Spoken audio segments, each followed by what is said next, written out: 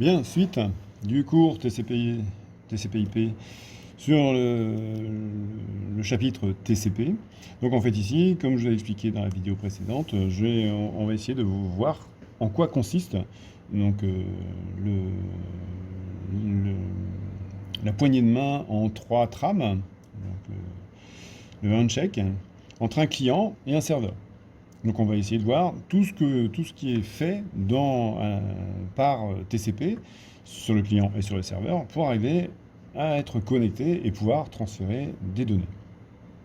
Alors tout d'abord, voilà, ici je fixe les conditions préalables. Donc en fait ici j'ai un client qui s'appelle client 6, il y a comme adresse 192.168.56, son adresse MAC 00.55, et puis ici un serveur qui est dans le même réseau, donc là j'ai pas de problème de routage, etc. J'ai deux machines qui sont l'une à côté de l'autre. Donc en fait elle a une adresse IP qui est compatible dans le même réseau, 192.168.51, et puis une adresse MAC, bon, je ne vais pas vraiment me servir de ça. Voilà, donc en fait la première chose à bien comprendre, c'est qui est le client, qui est le serveur, et comment ça se passe dans chacune des deux machines. En fait, pour qu'un client puisse se connecter sur un serveur, eh bien, d'abord, il faut démarrer le serveur, euh, enfin le logiciel sur le serveur. Donc ici, j'ai pris un protocole relativement simple, c'est Telnet. Donc Telnet, ça vous permet de prendre la main, donc d'avoir une, une invite de commande, d'accord, une console, sur une machine sur laquelle, enfin, qui est à distance. Donc en fait, vous vous connectez à distance, c'est ça le Telnet. Tel, ça veut dire à distance, et puis net par le réseau. Donc je me connecte sur une machine à distance, sans être devant, à partir de ma machine perso. Et puis là-dessus, je vais pouvoir taper des ordres à la console. Donc c'est un protocole relativement simple qui me permet donc d'expliquer TCP. Voilà, donc en fait, la première chose à faire pour que ça puisse marcher, pour que le client puisse se connecter, eh bien, la première chose à faire sur le serveur, il faut démarrer, lancer le serveur Telnet. Et donc, dans les scripts de démarrage du serveur Telnet, en fait, il va me demander une connexion passive à la couche TCP. Donc, en gros, qu'est-ce que ça veut dire, ça? Ça veut dire qu'on va on va dire à Windows, s'il y a une trame qui arrive et qui est donc dans la trame TCP, si jamais on fait référence au port 23, eh bien en fait c'est ce logiciel-ci, Telnet, qui va gérer la trame. Donc voilà, donc en fait traduit dans le langage un peu réseau et TCP. Donc en fait, il y a Telnet qui demande une connexion passive à la couche TCP. Alors comment ça se passe ça? C'est simplement une instruction, hein, c'est un open socket ou un create socket.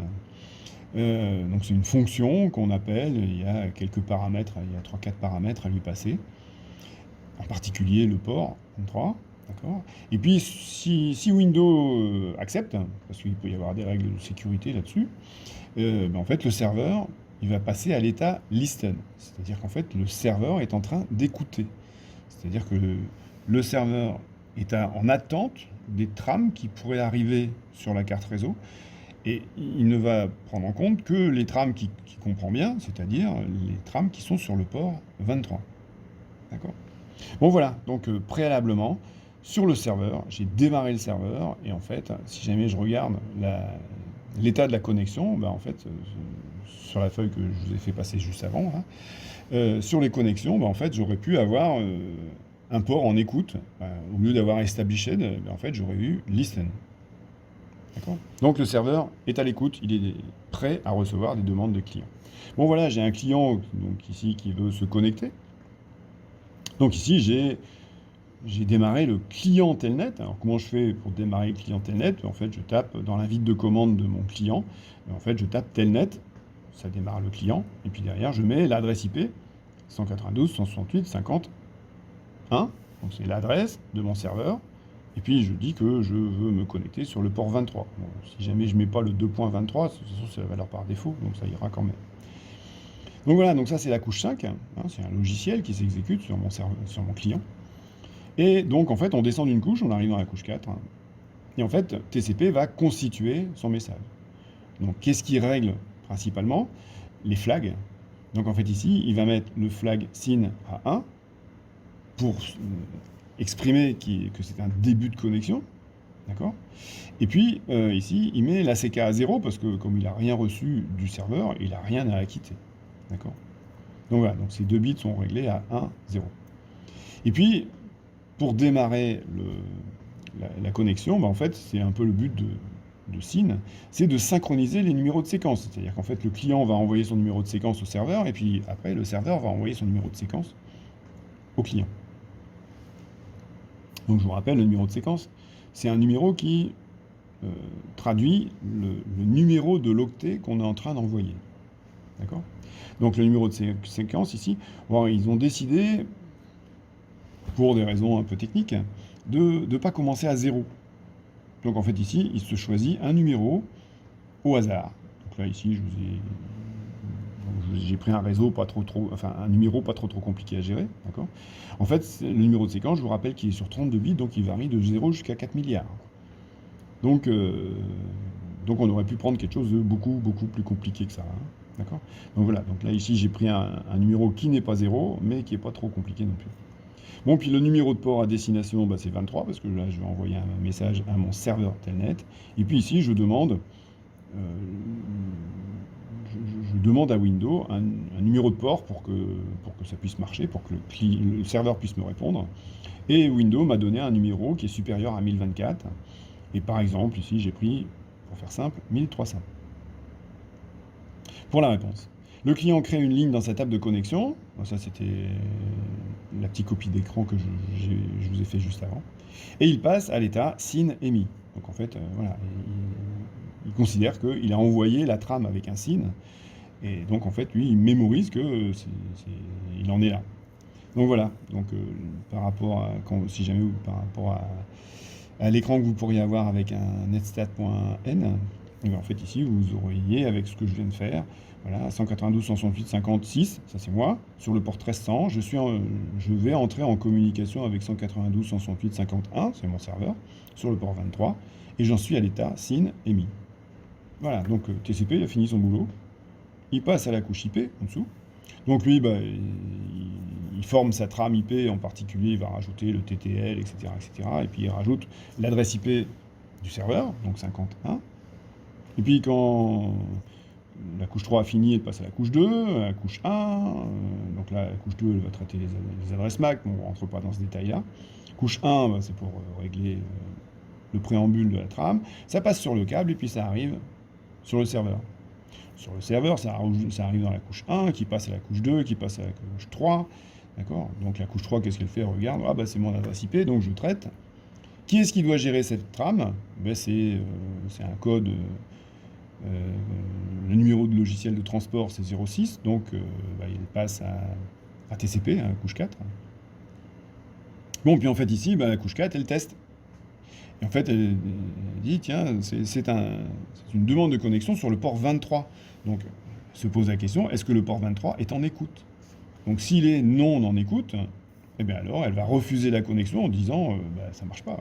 J'ai pas de serveur Telnet, j'ai pas un serveur Telnet qui peut traiter la trame. D'accord? Bon, sinon, si jamais il y a un port 23 qui est en écoute, donc en fait, c'est que le serveur est démarré, il est à l'écoute, donc on va lui passer la trame. Donc ici, je passe la trame à la couche 4. Je suis déjà dans la couche 4. Donc en fait, si OK, constitution du message d'acquittement. Donc en fait, on répond. Donc alors, pour répondre, je fais un acknowledge en disant j'ai bien récupéré la demande. D'accord? Donc ici, il y a un acknowledge, donc c'est à 1, le drapeau est à 1. Le numéro d'acquittement, on va passer, vous vous souvenez que le première trame que le client a envoyé, il en était à 10 550. Donc ici, on va faire plus 1. On va compter que c'est une trame c'est une trame préliminaire, il n'y a pas d'octet dedans, mais on va compter que ça compte pour un octet. Donc voilà, donc le numéro d'acquittement, en disant 10 551, la couche 4 ici, elle signifie à l'autre qu'en fait, tous les caractères reçus, envoyés avant, jusqu'au caractère 10 551, ils ont été bien reçus. Donc en particulier le 10 550. Donc on attend le 51. Derrière, continue à mettre en place la trame. Donc le SYN, il est à 1 aussi. Donc en fait, là, vous avez 2 flags à 1. Le numéro de séquence, bah, lui, il dit, moi, tous les octets que je vais t'envoyer, eh ben, ils seront numérotés à partir de 380 830. Le port destination, c'est 1300. Et puis le port source, c'est 24, c'est 23. Donc en fait, ici, on a interverti, naturellement, c'est la réponse, donc on intervertit le port destination, le port source. Voilà, et puis le serveur, ben, il crée une ligne dans sa table de connexion, ça passe à l'état SYN reçu. Tout à l'heure, chez le client, c'était SYN émis, là, sur le serveur, c'est le SYN reçu. Et donc en fait, voilà la ligne que je vais pouvoir avoir. Donc là, ici, on a 192.168.51, c'est le serveur sur le port 23. Il est en connexion, en cours de connexion avec 192.168.56 sur le port 1300. Et on en est à SYN reçu. Tout ça, il passe ça à la couche IP, qui passe ça à la couche 2, la couche 1, ça passe dans le câble, ça arrive chez le client. Donc le client, qu'est-ce qu'il fait? Ça passe dans la couche 1, dans la couche 2, dans la couche 3. Dans la couche 3, ici, il passe à la couche 4. Et puis, ben voilà, ça va être la dernière poignée de main.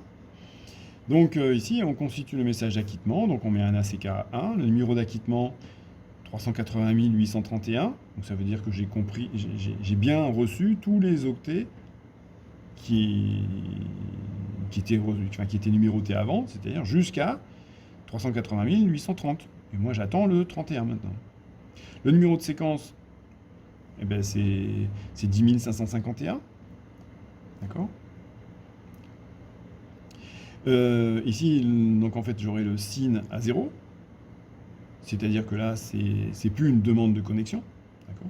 Et puis, le port destination, c'est 23. Oui, donc en fait, ça, c'est du client vers le serveur, donc c'est 23. Le port source, c'est 1300. Et puis, voilà, donc en fait, ici, le client passe la communication à établi. Donc en fait, j'ai toujours les mêmes adresses IP qu'au-dessus. Et en fait, ici, maintenant, je suis passé à l'état établi. Alors, 18, 19. Donc ça passe à la couche IP, ça passe dans le câble, etc. Ça arrive. Donc ici, sur le client, pour le client, la connexion est ouverte. Donc en fait ici, TCP, il avertit Telnet que la connexion est ouverte. Donc en fait, ça veut dire que sur votre console, sur votre client, ben, vous avez tapé Telnet, l'adresse IP du serveur, ben là, il vous met le prompt en vous disant, ben voilà, on peut commencer à travailler. Et puis sur le serveur, ben, qu'est-ce qui se passe? Il reçoit le dernier message du client, d'accord? Et en fait, donc en fait, la connexion est ouverte. Et puis ici, bon, ça c'est peut-être pas le message qu'il aurait fallu. D'accord. Donc voilà, donc en fait ici, vous avez la table des connexions. Donc en fait ici, la connexion que je viens d'ouvrir, donc sur le client, on est le 192.168.56 sur le port 1300. Je suis connecté sur un socket en 192.168.51.23, donc c'est un serveur. La connexion est établie. Et puis ici, en fait, ici, il y a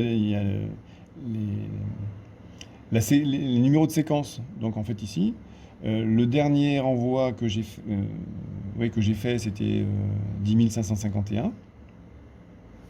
Et puis ici, c'est sur le serveur distant, on est à 380 831.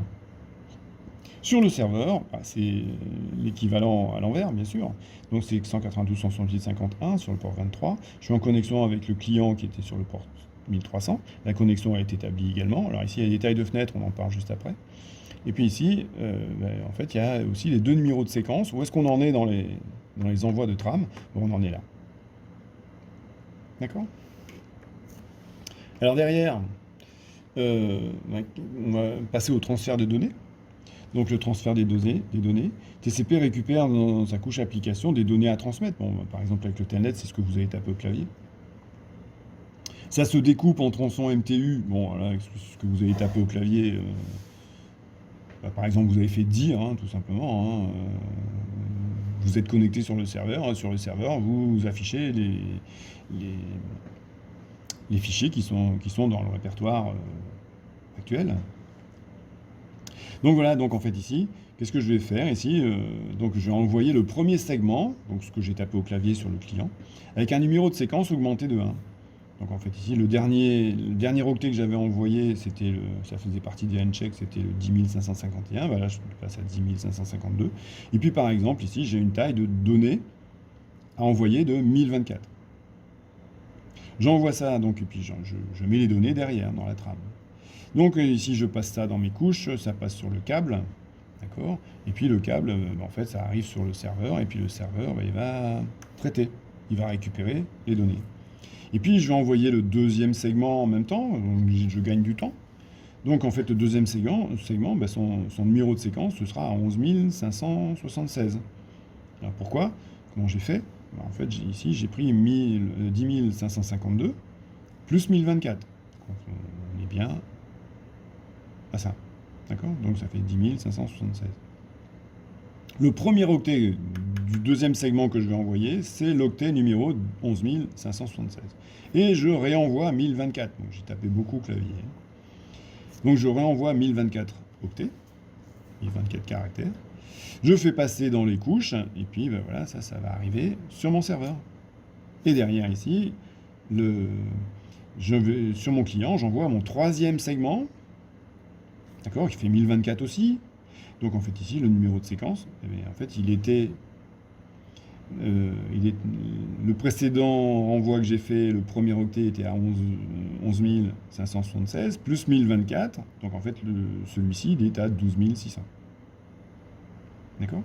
Et puis de l'autre côté, ça va arriver au serveur.